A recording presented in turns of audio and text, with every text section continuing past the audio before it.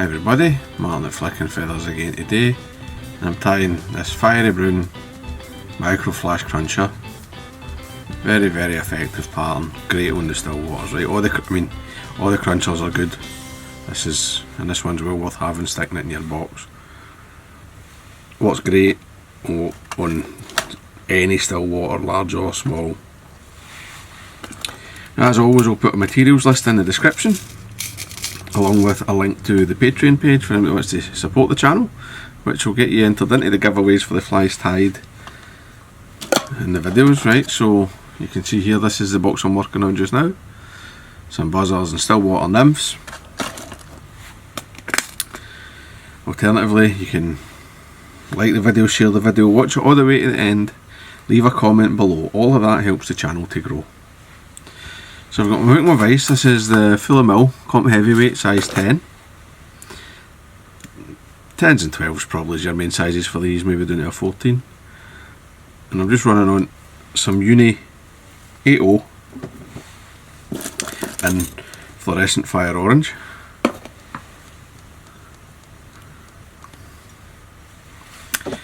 And then for my tail I'm using some, this is just a cock hackle, it's just a Chinese. So for Chinese I've dyed it fiery brown. Got to line the tips, strip it off, get myself a nice wee bunch. A bit much, just take a couple away there. Length, I like a shank length off the back, but it's up to you. If you prefer a slightly longer tail, by all means add one. So catch it in a couple of turns going back the way, down towards the bend, right? So I'm just at the start of the bend of the tail, and then I'll just come in,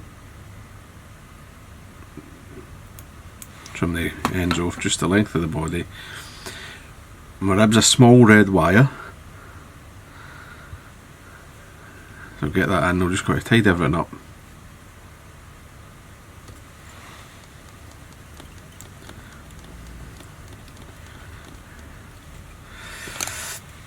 And for the body, I'm using a pheasant tail.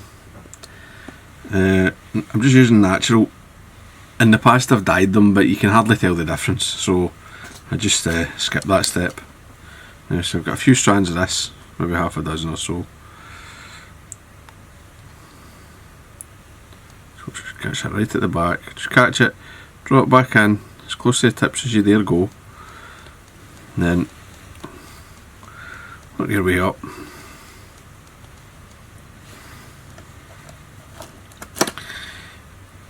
And I like roughly, one of my crunchers and that, I like the pheasant tail section to be about 2/3 of it's the body, but I'm going to wind slightly further up than that and then go back.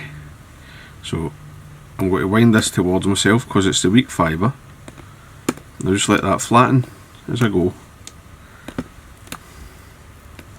I'm not building a thick rope, I'm letting them kind of run parallel. Right, so by the time I put the thorax, the dubbing on, I'll probably stop the pheasant tail about where the scissors point is. That'll give me room for my wee dubbing hackle in the head. But I'm running forward another couple of wraps so that it's sort of, oops, that's the talking, instead of doing what you're supposed to do. Now it'll come back up again. Sometimes things like that happen when you're tying, just go back. It's not a big deal, you just need to be patient and run up. Right, we'll get that up, come across, catch it off, up on the hook. Right, and that stops the thread trying to creep back up the opposite spiral.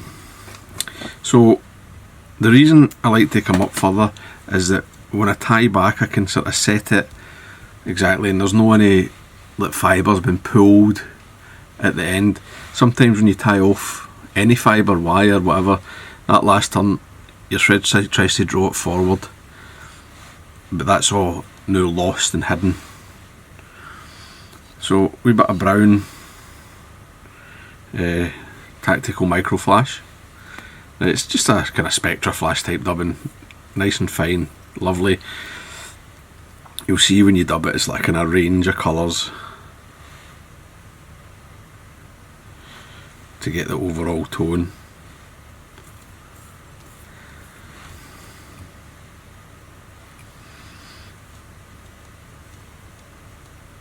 Now, I like to rib the thorax, but again, this is entirely up to you. Some folk like to just rib the pheasant tail section. So get that in, build a nice wee thorax, take a full turn of the wire at the back, and then up you come. And I'm going to get 6 right up the body. Right. Normally you might say 5, but I think 6 is kind of nice on this. You get the sort of nymphy segmentation. Again,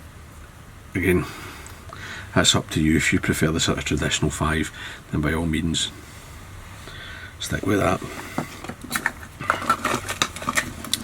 Got to get my Velcro. I'm just going to tap that dubbing a wee bit. Not going to be very rough, just draw a couple of fibres, make it a bit fuzzy, because these obviously they're flashy, they catch the light. Now the hackle is I'm using a hen hackle. I've got this Hebert minor hen that I dyed, Grizzly, that I dyed fiery brown. Now you'll get 2 or 3. A lot of these white and hen necks, like the usable feathers are quite far up, especially at 10, and you'll get 2 or 3 flies out of a feather. So although they're maybe dearer than an Indian, sometimes it's, if you want a certain colour or quality of feather, sometimes it's no actually a bad idea to spend a wee bit extra. It kind of depends.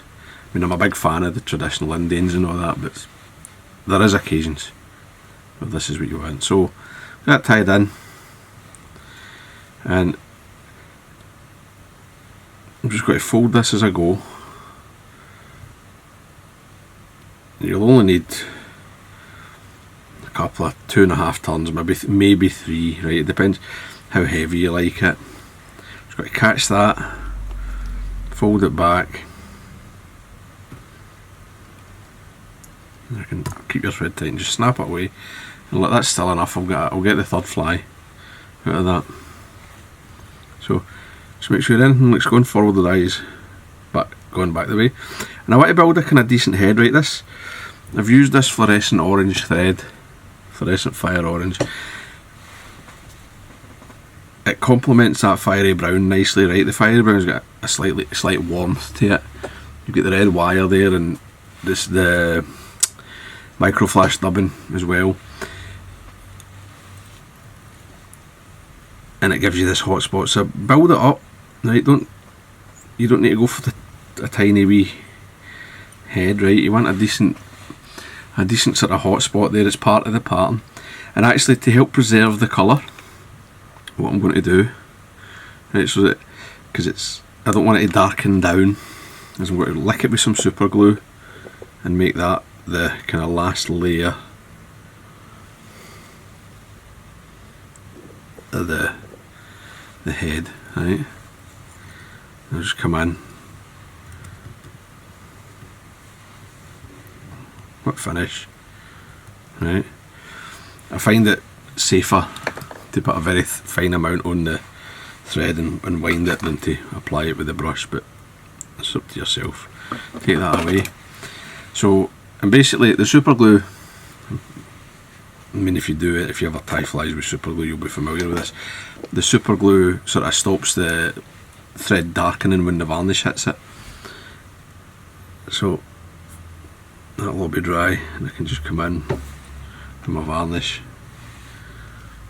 and that'll give me a nice shiny bright head. Just come all the way around.